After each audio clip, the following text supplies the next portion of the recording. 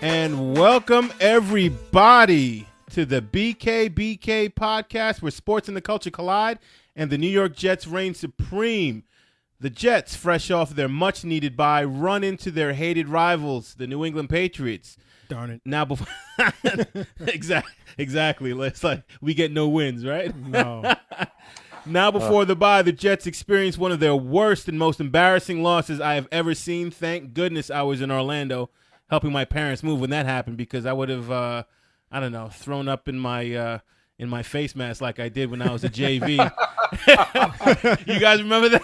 Absolutely. And Dave the trainer was washing me off and everything, and there were bees flying around my face mask.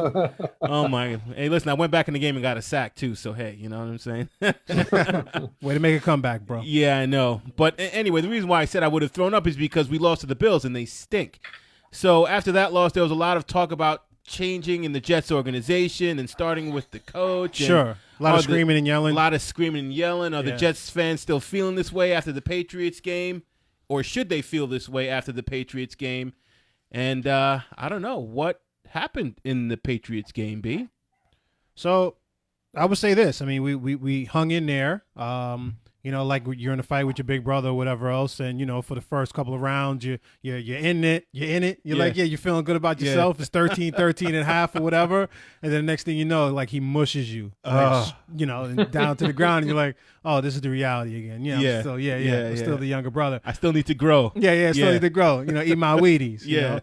Kind of what it was, man. Like we needed some extra protein or something like that. But we're just not as talented a team. It seemed like the Patriots were kind of toying with us. You never felt like we were going to win the game or we were going to even get a lead in the game at all. Yeah. The offense, again, sputtered down the stretch. We only put up one touchdown and a couple of field goals or whatever, but, you felt a little bit good at halftime, like, oh, at least we're not getting embarrassed. And at halftime, I think we went in, was it? It was tied, 13-13. 13, yeah, 13-13. 13-13 at the half, but when the kicker is your second most valuable player at the end of the day and has been probably for the last 5 weeks, minus Jamal Adams being our MVP. And that's not a good sign either if your defensive player, unless you're like LT or something, sure, is your best player on the team, because you want it to be the quarterback, and those are the teams that win. Look, if he's Khalil Mack and he's scoring touchdowns, and because he's that, but he hasn't scored. You know what I'm saying? We're not talking about turnovers. We're talking about tackles. Exactly. You know what I'm saying? No, I get it. Good coverage. Khalil Mack is making people throw bad passes, and people they got pick sixes. They did that whole celebration with the pursuit drill. Did you see that? Yes. I love, bro. It was like they were the four tops or something like that, or the five heartbeats. Yes. I loved it. Yes. But basically, for me, if you're a defensive player and you're going to be the identity of a team, sure, you kind of have to be LTing it. For me to be like, okay, it transcends just playing defense. It's like you're the guy that's allowing the defense to score points. You're the one that's just shutting down opposing offenses too, and you got to either LT it or Khalil Mack it, or Aaron Donald it, or something like that. Or JJ Watt it. Watt it. At the end but understand though, you're not the MVP of your team. You're the MVP of the league. True. You know what I mean? So you'd have to be on that level in order for it to make sense for you. Exactly. You said that with a lot less words than I did. So good job. Try to condense. You know what? And I'm sure Kyle loved it that I admitted that to myself. Was he wordsy, Kyle? Was he wordsy? Oh, what, you're trying to say you being heavy worded? Yeah, I was being. So I'm eating crow right now. Yes. And eating a lot of words too at the same time. You know that? Yeah, I'm overweight with words. I got. You know what though? I thought that Darnold looked a lot better early on today than he did last McCown, week. though, right? McCown. Oh, I'm sorry. Mm-hmm. Yeah, McCown sitting in for Darnold. Sure. McCown came in and he's throwing play action. I think he was like he was 17 for 21, I think, in the beginning, and then he just fell off the wagon. Well, there was a couple short throws that led to picks, which is it's pedestrian. It's what you get sometimes with the backup. But you at least he came out there. The game plan was more around him and trying to get the ball to playmakers. Curse it got cursed off a little bit early. Sure. And it didn't look so bad. It didn't look as bad as it has. Right. The Buffalo was like a rock bottom moment. Like that's like, you check yourself into rehab after a game like the Buffalo game, or like I don't know how Michigan feels today after that Ohio State game, but that's best defense and one of the best defenses in college football, and then somebody puts 62 on you. And I don't know if you guys saw the Texas A&M LSU game, but that was like 72-74. Wow. That game. Yeah. I didn't see the game, but I saw the score afterwards. That was like, wow. Yeah. Like 8 overtimes. Wow. Crazy.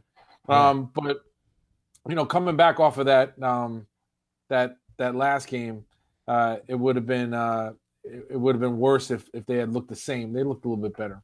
I think what happened was that they went in there and then they got coached up. And it looks like they were coached up. It looks like they were motivated. But then you know what? It also looked like they just didn't have the talent. Mm-hmm. They just don't have the talent. We were talking about this off camera, and this is the issue. This is why I'm not like being overly mad about this whole situation. That was like 2 weeks ago. But it's like you evaluate your team, and it's like, here's what the New England Patriots did, and it's simple.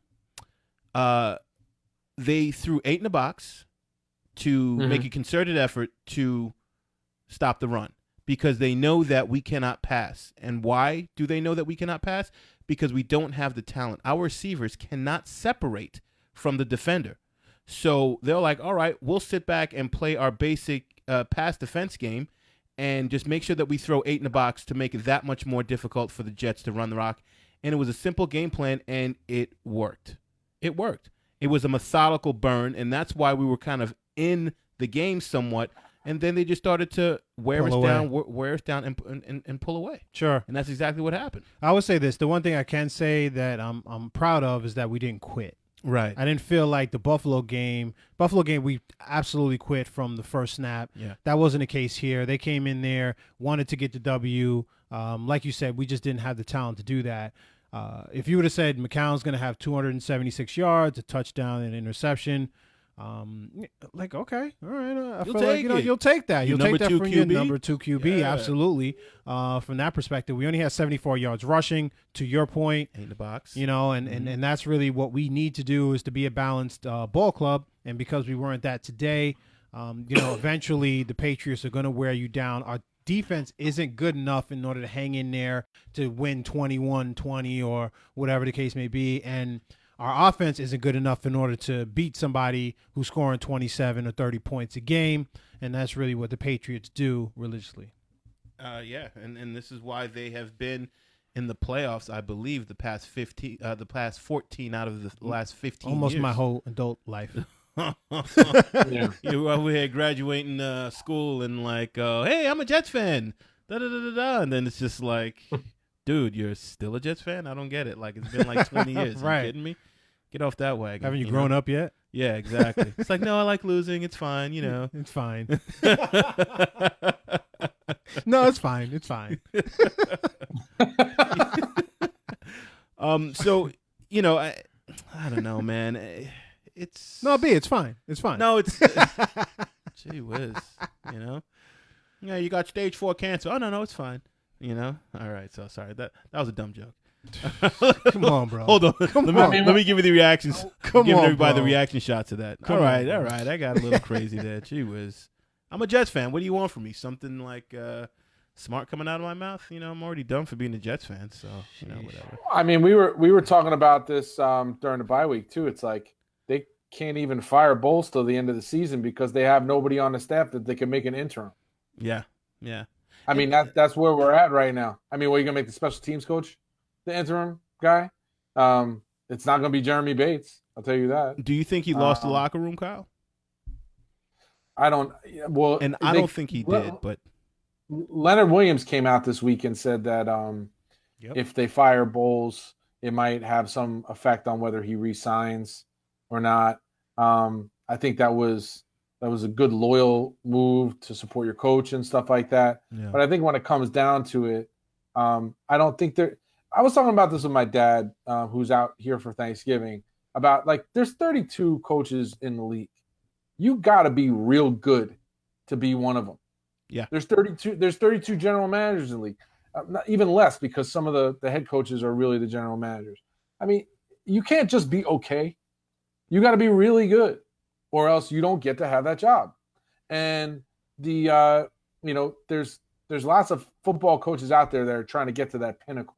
And I just don't know if the margin for error is too small, and it's not enough to be okay. And I think the writing is kind of on the wall with this. We're just kind of waiting it out to see what happens. I know you guys have been talking a lot about John Harbaugh as a possible replacement. I would love to have him. Yeah, I would love one of these dudes from Kansas City, Eric Bieniemy possibly. Go the Matt Nagy route. We had that big Chicago Bears discussion a couple of weeks ago, and that seems to be going pretty well. They're winning games with their backup quarterback in there too because their defense is so strong. I mean, I'm starting to second guess whether, and I know I'm going off on a lot of tangents here. I'm starting to think whether we should have given up the 2 first rounders for Mac, because if the guy that's picking right now is going to be the guy that's picking, might as well have given up the first rounder. 2 first rounders. We would have known what we were getting. And that kind of speaks. Chad Hansen. Yeah. Not to step on you, Kyle, but that kind of speaks to what I was saying. It's just for you to leave the GM in there based on what his track record has been as far as making picks. It just the reason why we were out there against the Patriots and we lost that game wasn't because of coaching necessarily. And there's a couple of things in there that we could have done better at. Yeah. There was one point where it was 3rd down. The Patriots got a foul against them, and they were on like the 30 or whatever the case may be. And then next thing we do, we accept the penalty. So instead of them being 4th down and 2, it ends up as 3rd down and 12, and then Brady throws a touchdown 30 yards to Gronkowski. Yeah. We had a penalty after our touchdown, and we accepted the penalty. We kicked it into the end zone. Yeah, I right? remember that. Yeah. Instead of kicking it short so we can pin them down. Right. Yeah. These are the things that, okay, did they lose us the game? Not necessarily, but there were things from a coaching perspective. It's an indictment on the coaching. It's an indictment on the coaching. It really but is. Those couple of plays weren't the reason why we lost today. It was the talent level on one side of the field versus the other. Yeah. And whose responsibility is that? It's the general It's manager. the general manager. Yeah. Right? So when you're talking about that, it's the GM in addition. And again, we spoke about this the last time we were here a couple of weeks ago, but it's also the GM that creates our talent level. And that's where I'm kind of stuck. You get rid of Bowles, that's fine. You give this dude $100 million and a 1st-round draft pick that is probably going to be top 5, and he hasn't really, besides Jamal Adams. I mean, even Big Cat. I mean, I'm sitting here and you're talking about, is he going to resign? I'm like, who cares? I'm like, who cares? At this point, I'm kind of like there that too. Yeah, kind of there. Like you're a threat. No, you're not. Yeah. I mean, I want Jamal to stay. Not necessarily. If you stay, great. If not, I mean, and maybe it's coaching. Somebody comes in there and coaches the kid up. Next thing you know, he's just wrecking shop like he did year 1. Yeah. But also, he's a perfect example. When he was good, there were people around him. Yes. Talent around him, and he was good. We got rid of the talent, didn't put anything back in place, so now he seems average. Yeah, because, and this is what we're talking about as far as the GM's concerned, and yeah, he is. I think Leonard Williams is not a great player. He is a very good, and I feel like I've said this before. Mm-hmm. I think Jamal Adams can be a great player, and as it is right now, as a second-year player, he's up to that very good status. He might even make the Pro Bowl. I'd vote for him with a clear conscience. He's number 1 in votes as far as safeties. Oh, he is? Yep. Man, Get him in there. Get him and Meyer in there, the kicker. But, let me just go back to what Kyle was saying. Lachlan Edwards. Yeah. Forgot about him, too. Yeah. Our specials are special. Our specials are specials, right? Yeah. For me, if the coach does not lose the locker room, then I am not a fan of getting rid of him mid-season. We already know that we stink. I think Bowles is a good man, a good guy. I think he's a really good defensive-minded coach. I think that what we should do is let him finish the year, okay, and then fire him.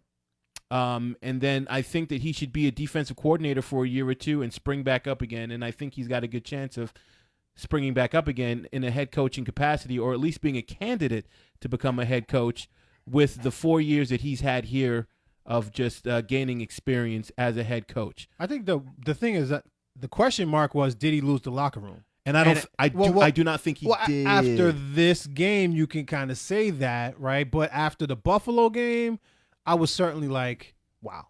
Right. That is a wow, but it's like, look at how he regrouped and got the team to play, even though in a losing effort. But you're going to lose to the worst team in football and then play historically probably the best team in football. And then, if you have a loser mentality, you're going to go out there and like walk out there like Charlie Brown, sure. what's that kid, Linus or whatever, with the blankie with your head down. Yep. Yeah, walking down and like, oh, I don't want to play these guys. But he didn't do that, and they didn't do that, and they didn't respond that way. But the only reason why they lost tonight or today is because of the talent level, and then a little bit of the play calling. You could also, I mean, what we were talking about a few weeks ago, did he ever have the locker room?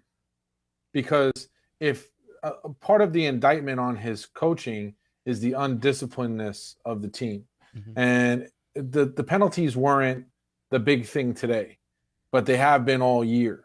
Right. When you think back to how promising it started in Detroit, where everything seemed to be going momentum our way, everything since then has kind of been the opposite. The penalties were a big part of that. So, just like I said, I don't think McCagnon's a bad guy. I don't think that Bowles is a bad guy. I just think that they're just okay, and we need better than just okay, especially with draft picks, especially with free agent signings. And to be fair, I think McCagnon is a worse GM than Bowles is a bad coach or a not so great coach. Wow, let's break that down. Is that true? I mean, all I have to say is that quarterback from Penn State that we drafted. I mean, that's bad. What's that kid's name again? Hackenberg? I mean, so it's tougher to diagnose because the names of the players that are picked in the draft, they resonate for years. Yes. Right, for years. So a bad play that you make as a coach doesn't necessarily resonate for years. And in some instances, it could be a bad play that turned out well. You made a bad play call and it turns out well, and vice versa, whatever the case may be. But it's in the scroll as far as who you drafted. It is. And I don't necessarily disagree with you, B. I'm not, I think there's definitely, listen, I'm there's merit to my statement. Out of the four of us, yeah. I'm definitely been on McCags. The longest, I'd say, the too. longest, yes, definitely. You have. Definitely. You have. So he's not my friend, and, wouldn't be in my foxhole. He wouldn't. Wait. And he said that he wouldn't be in his foxhole either. No, definitely so you're not throwing a grenade for him like, I'm all out. No. You trying to decide, you know what I mean, which people to draft and being with us. I'm like, no, man, you would not be in my foxhole, dude. Not at all. But all I'm saying is that I think that it's a little tougher and it's easier to pick apart a GM than it is a coach. But I don't know. I think they're equally. Here's the thing, because I loved your assessment of how someone would evaluate a GM, because the picks kind of resonate and last for years. Right. But there's a certain amount of philosophical approaches that coaches take that will accrue as far, and this is where you get to know their football character. So he might have a bad game, but now Bowles has been here for like 4 years, and because he's accrued so much, we know that he's not a good game clock manager. That's an indictment on coaching. He's always had teams that like had a lot of penalties. That's an indictment on coaching. He also has produced pretty good defenses. That's another indictment. I know indictment is more of a negative term, but it shows evidence of his coaching and being a more defensive coach. And we've never had an offense that has flourished. So it's like, who are these coordinators that he's picking that's going to allow our offense to flourish? And it just happened really that one time when we had Fitzpatrick and Brandon Marshall here and everything. But that was short-lived because we tried to do it again the next year and it just fell apart. So, but just think about to that point, how our philosophy from a general management perspective has changed in 4 years. Yeah. We used all the money in year one with all of these. And went straight veteran style. Went straight veteran, Yeah. right? And then the next year, it all fell apart, so, and Bowles owns all of this, although he doesn't, get to pick the groceries. Right. So we went veteran, 10-6. It's his fault that we didn't make the playoffs, right? It's 10-6. We lose. Yes. Week 17. Yes. It's Bowles' fault. It is. Right? He brought in the people. Bowles' fault. Next year, then we don't have the talent because these veterans all fall apart, and now it's 5-11. Right. Still Bowles' fault. But again, you actually paid all of these people. You said it was good. Okay, fine. Still Bowles' fault. The next year, we strip it all down. We're 5-11. Bowles' fault. He's the person that you see every single day. You don't see McCagnon. The dude is not on. He's not on radio. Mm-hmm. He doesn't show up anywhere or whatever else. The only time you see him is during draft time or free agency. That's all you see him during the off season. You don't see him during the season when it's fresh and it's harsh, right? 5-11, and now we're facing what? And he before the end of the season the question is he going to lose his job at this point? And we're still not holding McCags, at least the whole. I mean, here, of course. Yes, of but course, the in this whole room, in this studio. and everybody else out there, everything we're seeing is how many coaches and who's going to replace Bowles and all that kind of stuff. They're not talking about the GM. But just to be fair, and let me know if you guys agree with my philosophy here, the coaches that are considered good coaches are coaches that can make the lemonade out of the lemons that they're given. And that's where Bowles has not done well. He's not making... The lemonade's a little sour. He needs to add a bit more sugar, or maybe scrape some of the rind in there to give it more of a lemon zest. I don't know. Look at Kyle's face. He's like, I mean, there's something missing. Do you think that Bowles has done more with less than Rex Ryan did more with less? But then it's like, who was given less? Has it been Bowles or has it been Rex? Oh, I definitely think that Rex had a worse general manager than Bowles has had. I don't know. And that's kind of an indictment. I agree with you that I think the general manager is worse than the coach. Yeah. And I would say that I didn't think that maybe a year ago. I was optimistic going into the off season, and I kind of feel that way now because you couldn't get the free agent that you wanted, even though you gave him the opportunity for more money than anybody else did. Kirk Cousins. And the reality of it is Hackenberg, Chad Hansen, Brad Petty, Devin Smith, Bryce Petty. Sorry, Bryce Petty, Devin Smith. All of these first through four rounders that Lorenzo are not doing anything for us, and that's more McCagnon than it is Todd Bowles, but I would also go so far as to say I think Rex did more with less than Todd Bowles. And I said it last week. Too. And I said it last week. And sometimes it's not who he drafted; it's who he didn't. And I talked about it a couple of weeks ago. Yeah, the entire Kansas City Chiefs, the three-headed monster that they have, four-headed really. If you think about it. Well, I can't bring the tight end because he was drafted before. That's true. We brought in McCagnon. Yes. Kareem Hunt, Patrick Mahomes, Tyreek Hill, all could have been drafted without moving up or down in the draft. Yeah, you know what I mean? That's really to me an indictment. We say, oh, we didn't have an opportunity, but no. The people that are out here scoring 75 points a game, right? Yeah. The reason why they are is because these people were drafted by that general manager, and this is why the team is doing what they're doing right now. We had to trade up for Donald. We still don't know who he is at this point. True. Leonard Williams was in there. I mean, I sent you guys, and I forgot exactly where it was, whatever, but who we actually picked instead of these guys. But it's like they're not doing anything for our squad right now. That except for Jamal Adams, because that was the year I think Mahomes was drafted. But again, you take Mahomes in a heartbeat 15 times before you would actually have Jamal Adams on your team right now. That's and that's the first time we're really saying that.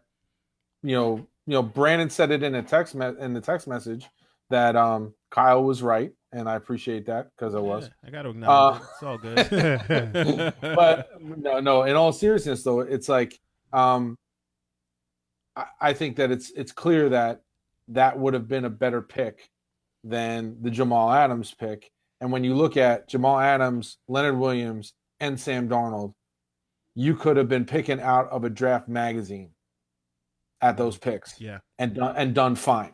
You didn't have to have any GM acumen to make those picks. No. Or you could have been, forget it. I'll just go look at the magazine. Right. Where you make your money is picking in round 3, in round 4, in round 2, and that hasn't happened. Yeah, it hasn't happened. We got nothing to show for it. Nothing. The Christian Hackenberg thing really, really bugs me at this point. Yeah. Because that was a second, and Geno Smith. I'll go all the way back to Geno Smith. All right, terrible. Those are 2 picks that should have been franchise quarterbacks if you're picking at that time, or your philosophy is just not good, and you have to go up in there and get your guy. And we probably did that this year. No, I like Sam Darnold. I think Sam Darnold's going to be good. I hope so. I hope so. But then again, he might wind up like Leonard Williams. Well, he's a really good player. He might be Andy Dalton. He might be, who's another guy that I would put in that category. That's not maybe top flight, but serviceable. Yeah, right. He's good. Yeah, Yeah. Like you're seeing, like Flacco isn't even in that category anymore. Right. They put Lamar Jackson in, and all of a sudden they're a whole new dynamic team in Baltimore. So, can I tell you something else? And we haven't spoken about it, but I was thinking about this today. The Browns are noted for basically whenever you go there, as far as being a quarterback, that you kind of go there to kind of just ruin your career or not really progress. Mm-hmm. The Jets, think about this, guys. The Jets have not had success with their defensive linemen that they've drafted, and we've drafted a plethora in the first round. Like, we're not coaching them up. We were supposed to have the best D-line like 2 years ago, for like the last 4 years before that, and it never panned out that way.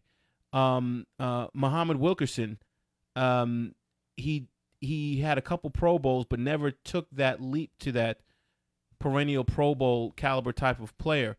The guy from Missouri, Sheldon Richardson, was supposed to be. He came out the same year that Aaron Donald came out, I believe. I think so, yeah. He's completely in his shadow.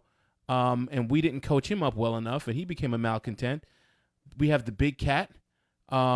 We also have Quentin Coples, and I'm not saying that this is McCagnon. I'm just saying the Jets as an organization. Not Justin McCagnon. Yeah. But I'm just talking about the Jets historically as an organization.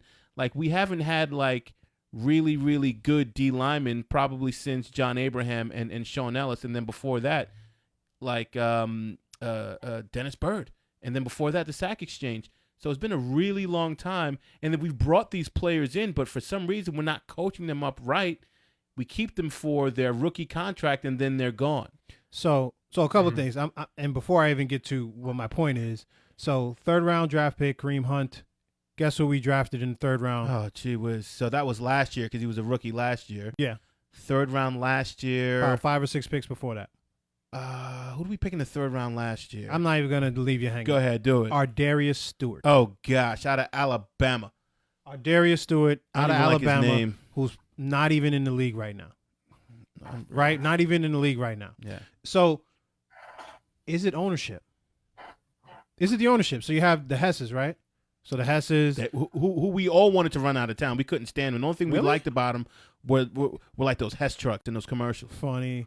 The Hess trucks back in his I love their Christmas commercials too, right? The Hess trucks here. Yeah. But I didn't even know ownership back then, so I couldn't even say I wanted to run them out or whatever the case. You did. Okay, that's fine. I just think maybe, the Johnsons at this point in time just don't have the football acumen in order to bring in the leadership necessary in order to take us to where we need to go. I mean, because we keep leaving it right there, like it's always the GM and the head coach. We never they take a clinical approach because they don't have the football mindset. And if you remember, they hired like a firm or consultants, Wolf and somebody else, Ron Wolf and the other guy,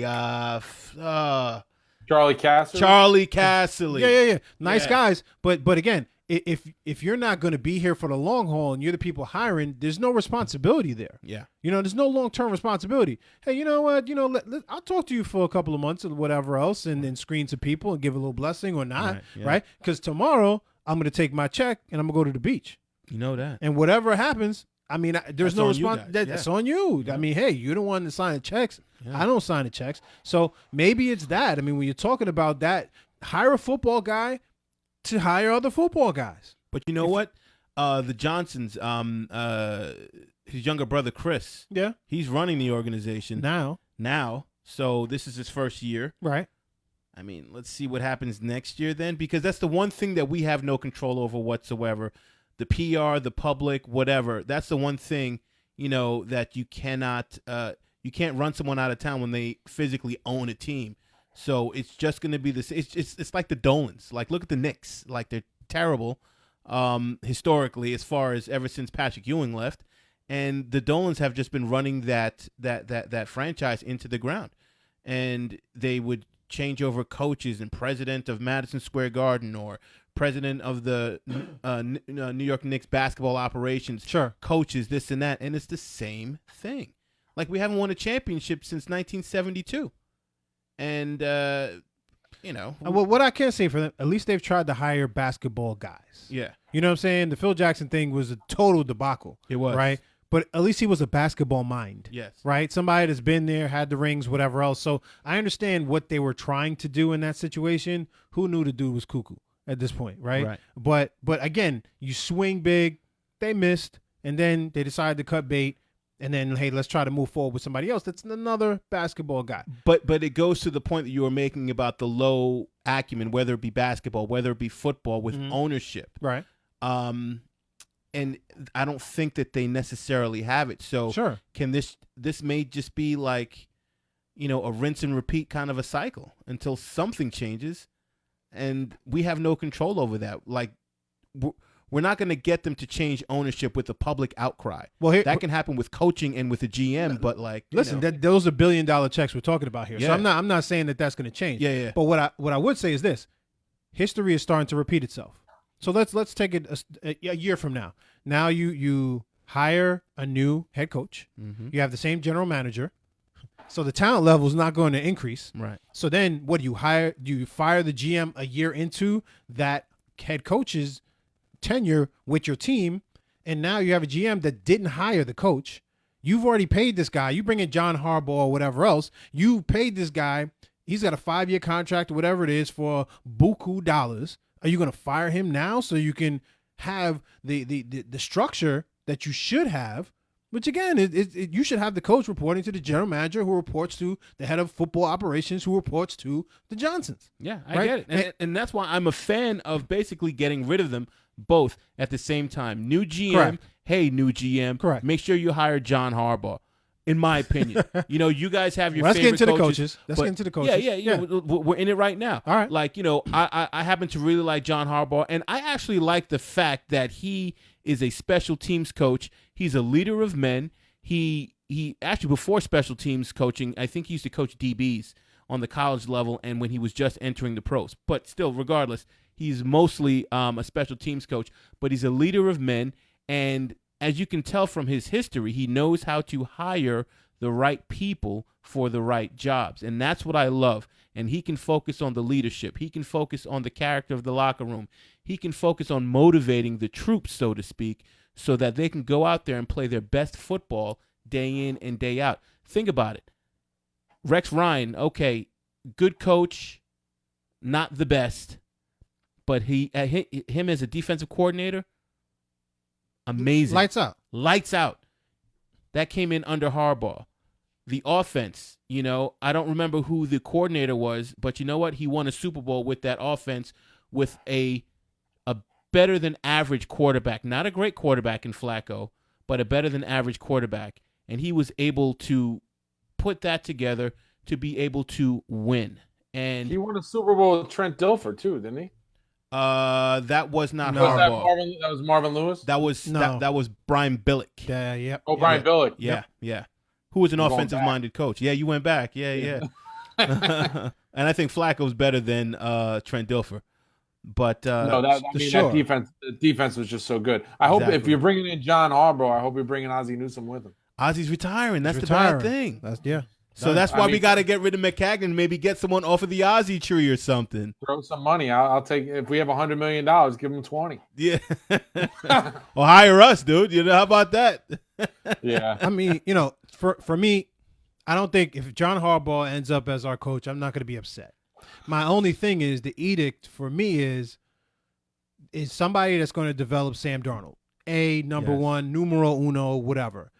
He's not the head coach that has that offensive experience. Can he hire to that? Sure. He has hired to that in the past, but then he's also had a revolving door of offensive coordinators because people come in, then they do a good job for a couple of years, then they end up being head coaches or do whatever, which can happen anyway. Yeah. But if the offensive coordinator is your head coach, they're not going anywhere. It's like a package deal, right? Mm-hmm. So if you have like a Lincoln Riley, I doubt he's going to come to us because I don't feel like we're the number one. I look at Cleveland as a better job right now, right. In my opinion. But like a Lincoln Riley, somebody that's offensive-minded, innovative. Cleveland's got a better GM than us too, as far as Dorsey's concerned. Absolutely. But if Lincoln Riley went to Cleveland, he'd be coaching his quarterback from college. Correct. That's hot. So I mean, that's the appeal. That kind of makes it very appealing, I would think, for him because they went out there and they battled together before. But Lincoln Riley looks like he might be a McVay or what's his name? Who's the other young guy? Oh, the guy in Chicago, right? Nagy. Yeah, Nagy. I mean, we tried this with John Morton, bringing John Morton in as the offensive coordinator from Sean Payton's tree. How come they didn't like him? That didn't work out at all. How come they didn't like him? Yeah, what was his story? I'm not too sure. The most I've heard was that they were bumping heads, and he's like a yeller and screamer or something like that, and they didn't really like that. He didn't want to run the ball as much as they felt like he should have, and stick with the run a little bit more. And so, and again, I think the yelling and all that kind of stuff was part of it. But the reason why I think Lincoln Riley's a little different, he's the head coach today. Yeah. Right. And these are the millennial football players or whatever else. He's had the ability to train them, bring them into his system. And then Oklahoma, I mean, they're not missing any points out there, you know, and it's innovative. And you see a lot of head coaches right now in the NFL going back to college and knocking on his door, looking at his plays in order to try to bring that to the NFL. But it's a different culture coaching in it college versus the pros. Absolutely. And that's going to be a hurdle that he'll have to get over. So I don't know. You need a serious defensive coordinator. I mean, his teams in Oklahoma give up as many points as they score almost. Sure. Yeah. So, I mean, you'd have to get somebody who was defensive minded. I was saying to you guys on the text messages middle of the week that the last, and I can't believe I'm saying this, but the last good offensive coordinator we had was Schottenheimer. And Schottenheimer's, he's actually doing really good things in Seattle. Hold on, I'm going to cut to Brian's face real quick. Look at it. Please don't. Back to you, Kyle. I'm just saying, when you sent that, Kyle, two AFC championships. Yeah, you're right. And then that's the thing. And then I researched a little bit of it, and I was like, you know what? Not so bad.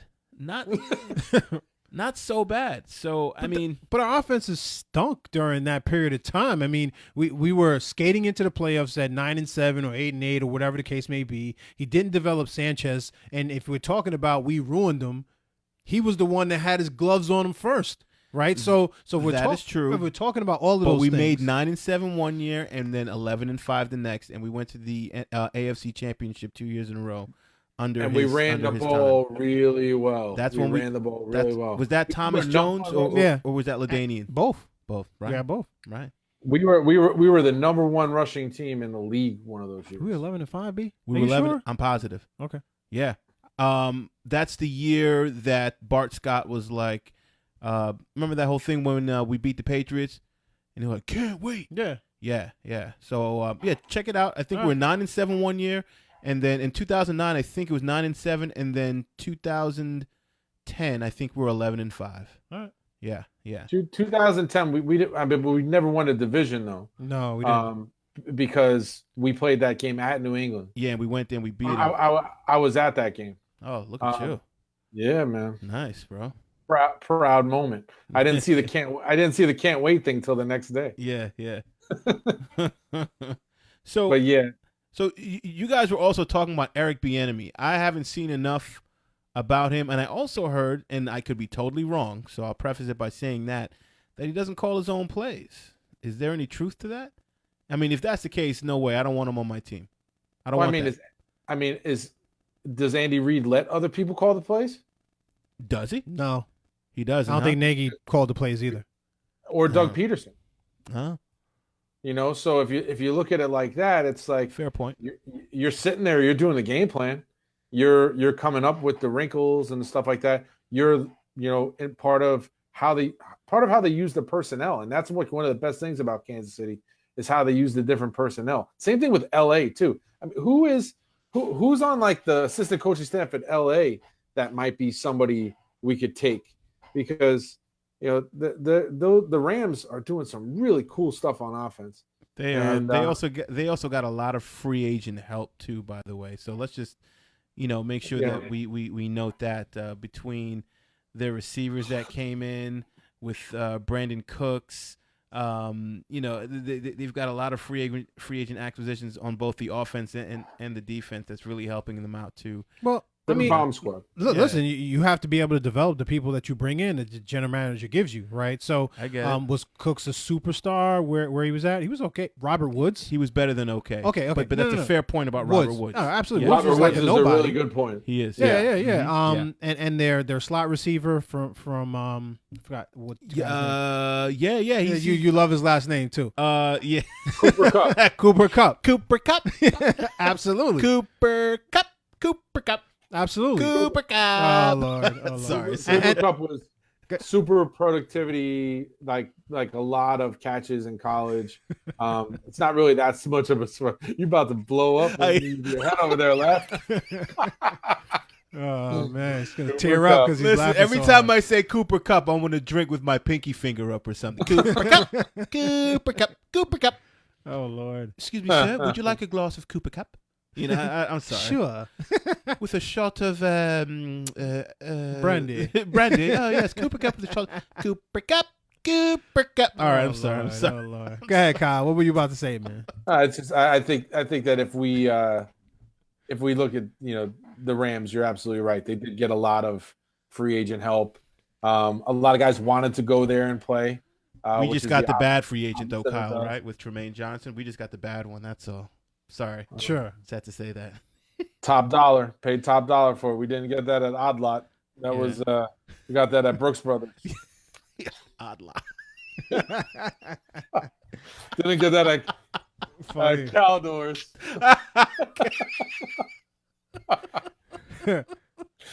Oh my goodness. But really, at the end of the day, probably number one is, well, actually there's two things. So you have Jared Goff, who's there. Yeah. The year before, he looks like trash, and you want to burn him up. Yeah. Now he looks like a superstar.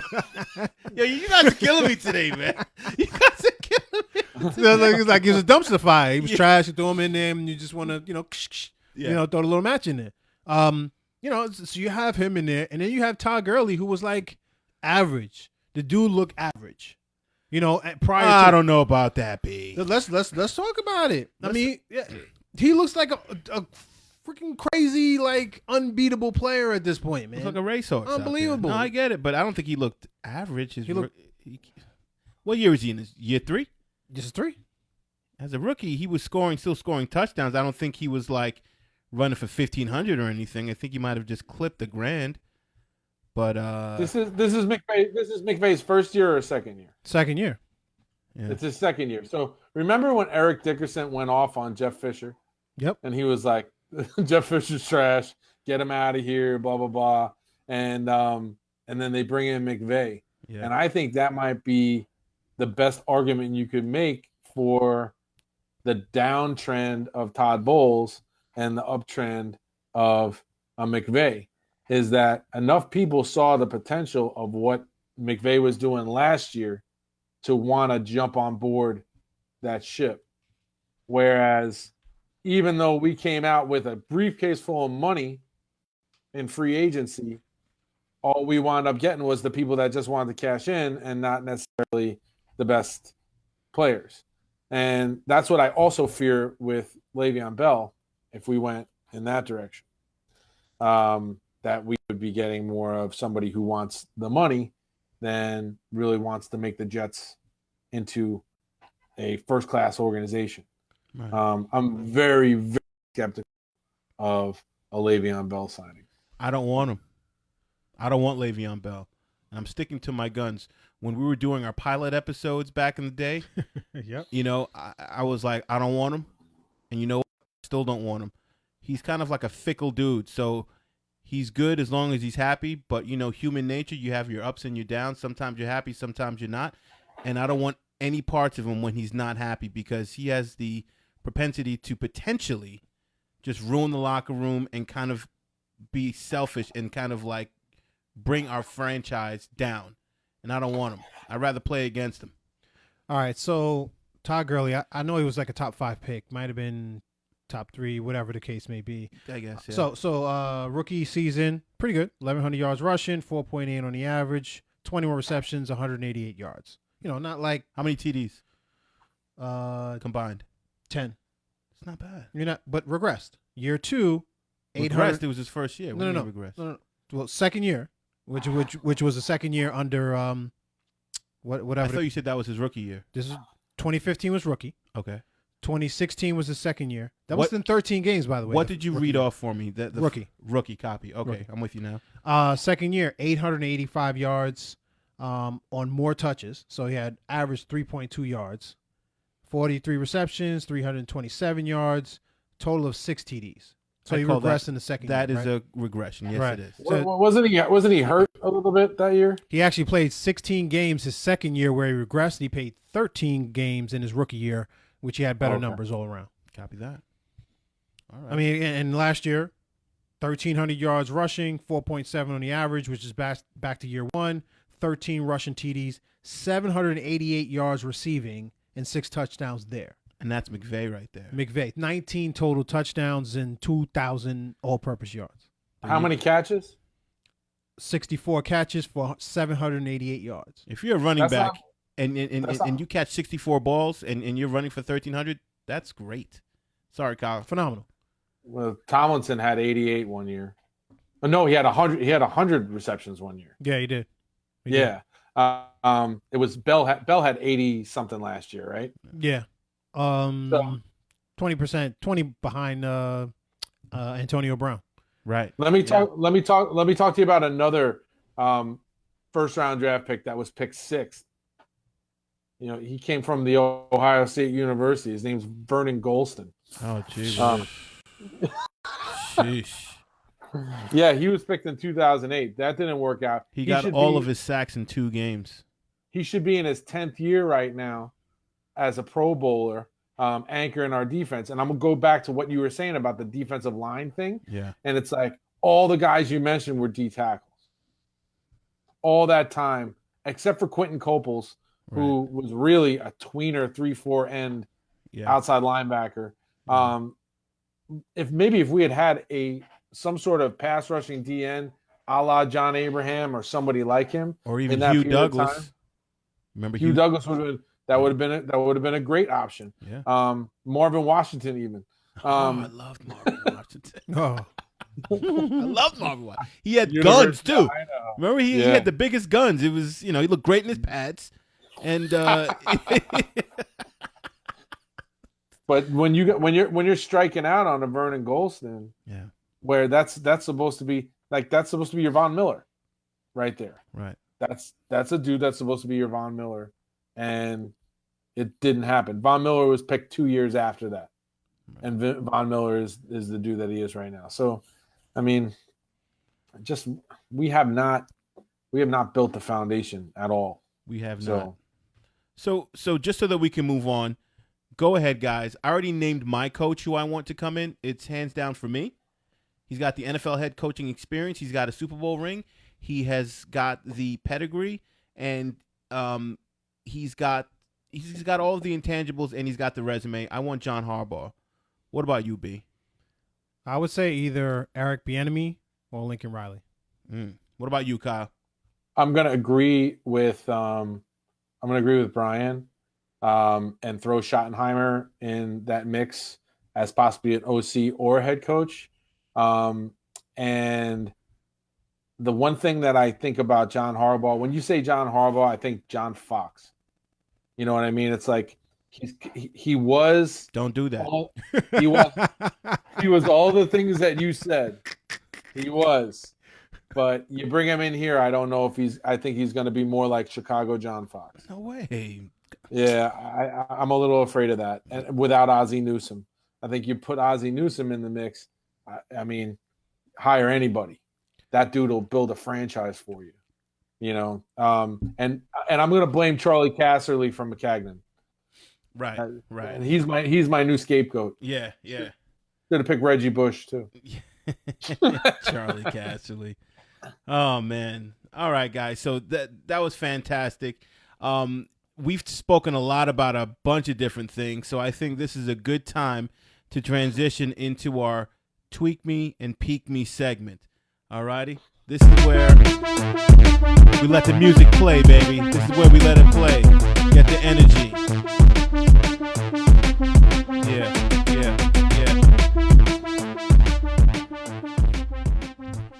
So, folks, you know when you hear that high-energy music, we're talking about our Tweak Me, Peak Me segment.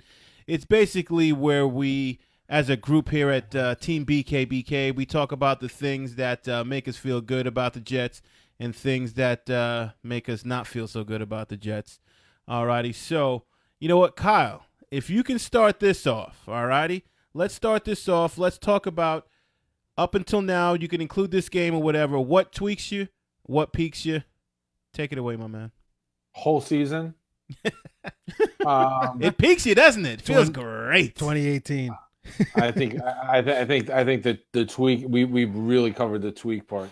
I think that you're still seeing Herndon as part of the offense.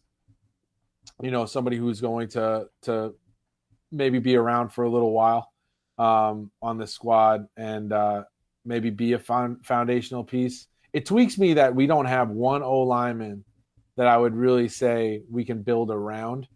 Give McCagnon the Brandon Schnell. That's like one guy that's kind of like a good pickup late, but Brian, there's not much for me to be peaked about right now. Yeah. I think that Josh McCown's going to be a great coach. It's nothing that piques you, huh?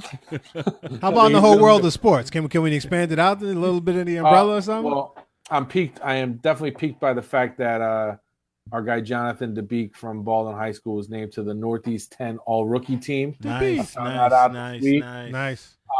don't know if you guys knew this, and I don't know if he's going to be on the radar when it comes down to it. But Paul Nosworthy, also from Baldwin, he originally went to Grambling State and has transferred to University of Buffalo as their starting offensive tackle.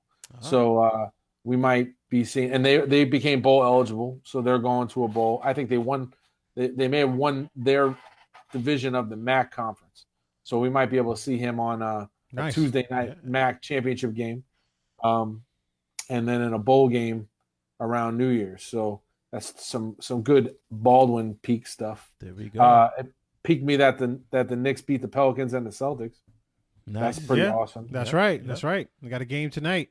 So we'll see what ends up happening there. Who they playing tonight? Grizzlies. The Grizzlies. Memphis. Yeah. Memphis. Down there on Beale Street. That's right. They got to avenge Fizdale.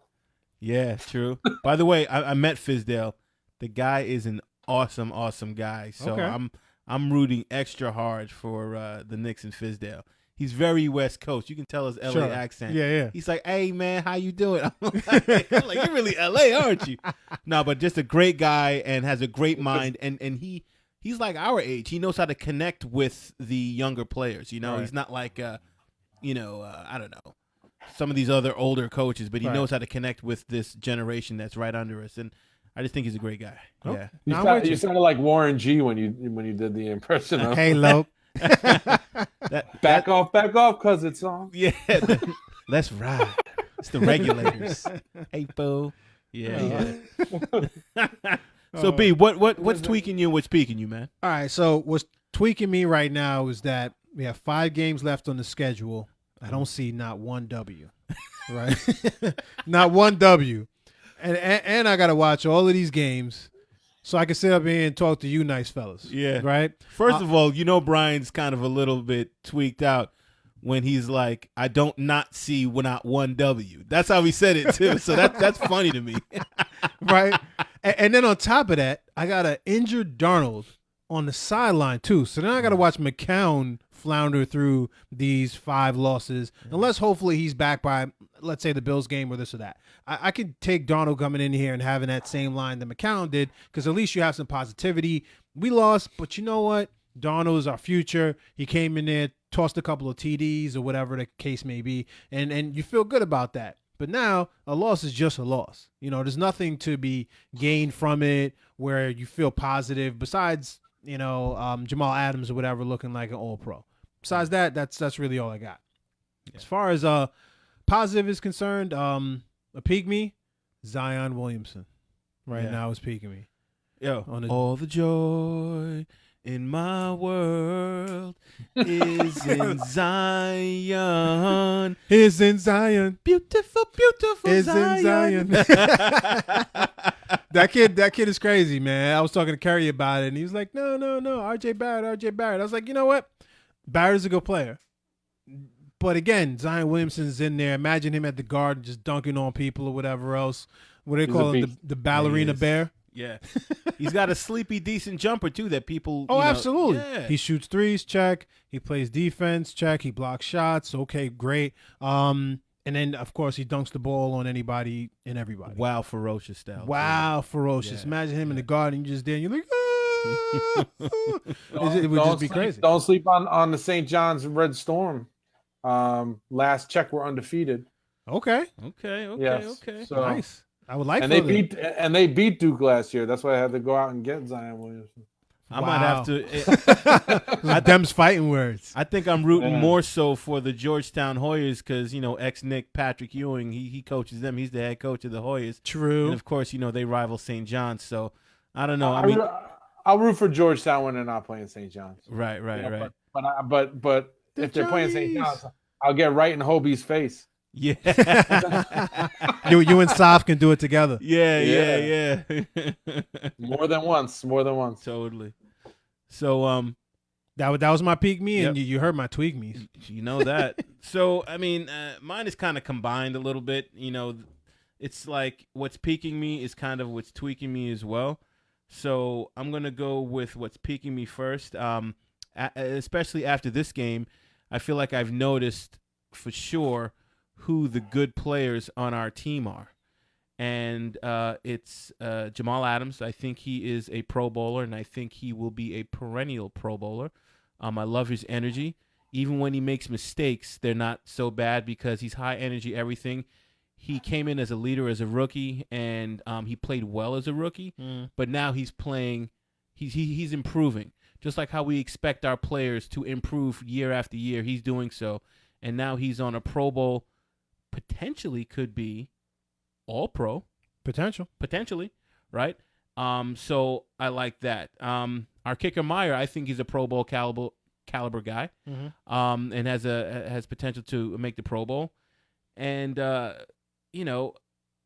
that's really it as far as what's piquing me, because those would seem like they're the two The punter's best. not peeking you?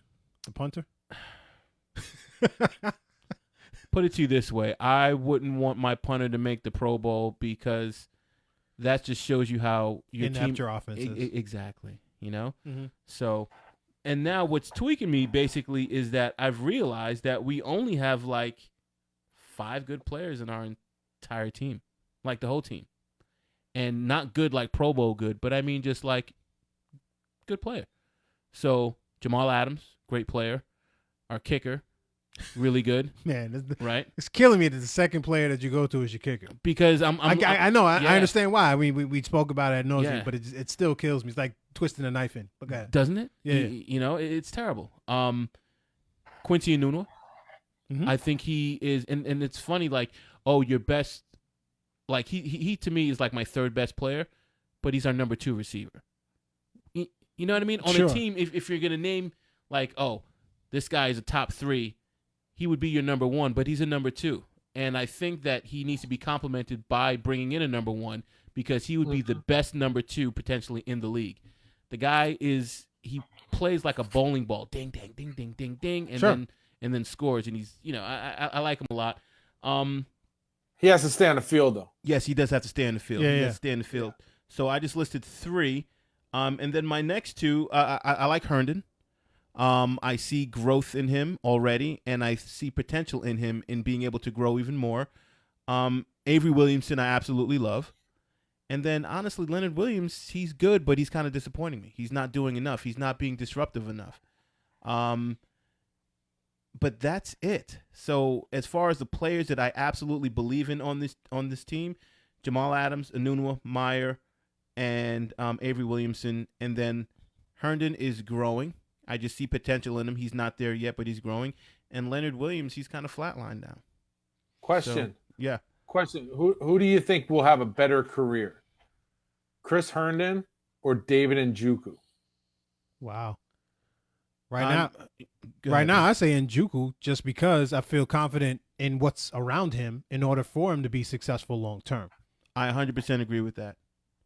I see, and Njoku, he's in his second year, so let's see what happens with the transformation of our quarterback and the potential ascension of our quarterback with Herndon being there as well. They're both rookies, maybe in their sophomore season, but as it is now, I agree.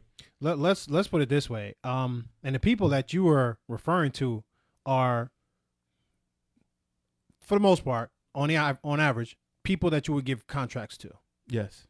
Nobody, besides maybe Adams, is a franchise eligible type of player. Somebody that you would put the franchise tag on. Correct. That you just reserve for the top of the top elite people that you would pay $15 million or whatever their average is of the top players in their position. Yeah. There's nobody else on the entire ball club that you would Not do that even for. close. Not even close. Not even close. Let him walk. Let him walk. You know what I mean? Like you're not. Second round tender max. You know what I mean? And who does that even go to? Out of the people that you named, Probably Jamal Adams no is one. the only person, and you probably franchise him. Everybody else, you'd be like, you know what? Yeah. If you get a better deal, Yeah. walk. Wow. It's terrible to say, man, but that's It is. really where we're at right now. Yeah. We gave Enunwa the money. If that's the first person that you're going to on your squad, and it's Enunwa in order to try to restructure your deal with, Yeah. that's really bad. That's, The dude's not going to make 1,000 yards this year. no, he's not. He's not. He's only got 1 touchdown, I think. Yo, and we like him as a player, but Yeah. I mean, man, you know, he's not even a starter on the Rams or Kansas City or any of these other ball clubs. Yeah. Not even a starter. He's a complimentary player, B. He's a complimentary player. He's the type of guy that would flourish with a true number 1 receiver. But he can't carry all that weight on his own. Or like Andrew Luck. If he was on Right. if he was with them right now, Mm-hmm. I feel like he'd be on the verge of having 1,000 yards. And again, to Kyle's point, he just got to stay on the field. Yeah, you're right about that. Can I bring something up right now? Please do. Chris Herndon has 19 receptions on the year and 3 touchdowns. Okay. David Njoku had 32 catches and 4 touchdowns in his rookie year. Well, last year. Okay. Yeah. Yeah. So, and that's 32. That's 32 catches on 60 targets. And we have 5 games left. He's only catching like half the balls that are thrown to him. And we have 5 games left, and Herndon had 7 catches today. Who was the quarterback last year though for Cleveland? It was I can't even remember. RG3? No. Well, I think just for a short maybe time. at some point. Whatever. It was a quilt of individuals that will weave together in order to get to 6 through 16 games. And I say that to say, I mean, man, who's throwing him the ball last year for those stats or whatever? So I don't discount anything from that. I think again, Njoku, where he is, he's not a top 2 target in that offense right now. He's like 3, 4. I mean, Herndon, he's probably our number 2 guy, probably hands down as far as who you're going to throw the ball to, and has been since he's been in the lineup. Yeah, right. I mean, I'm just saying if Herndon turns out to be Njoku or better, are we really happy with that? Yes, because I think that Njoku is on the upswing. I think he'll be better next year than he is this year.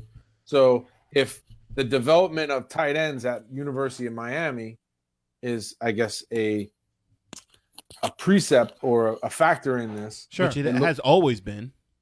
It looks like we got a good one here. Something that we should really be kind of peaked. I didn't realize he had 7 catches today. Neither did I. How many yards is that up? He had 57 yards. You'll take it. 8.1 yards a catch. You know, and his previous high in catches was 4 against Minnesota. Listen, I would love for him and Darnold to come up together, being drafted in the same year, and to really be his Witten or somebody similar in that ilk. I would definitely say that. Mm-hmm. And listen, the dude can catch the ball. So now it's about the quarterback play. Can the QB and the offensive coordinator recognize him as a talent, whoever it is next year, and really try to give him the ball? Then I think sky's the limit for the kid right now.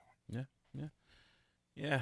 You know, like I said, I think the tone of today's broadcast was basically more somber and rational than our last one because, at least the last time I was here, we were fired up, we were heated.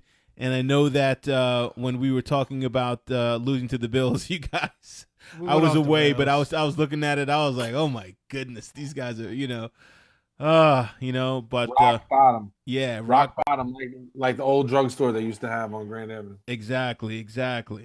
Yeah, man. So, listen, we just have to just carry on. I'm not into flopping, but I am looking forward to seeing where we're gonna pick. Mm-hmm. I don't know if the Giants won today or if they lost. They lost. Daggone it. Because I want to rise up that draft board, man. But it is what it is, guys. So I don't know what to tell you. But listen, all right, guys. Thanks for watching another episode of the BKBK podcast. We want to be able to keep bringing you the latest news and viewpoints of where sports and the culture collide, and the New York Jets reign supreme. So keep watching. You can find us on Facebook on our BKBK podcast fan page, Twitter on @BKBK Podcast, Instagram @BKBK Podcast, as well as on YouTube. Just type in BKBK Podcast, hit the like and subscribe button to show the love.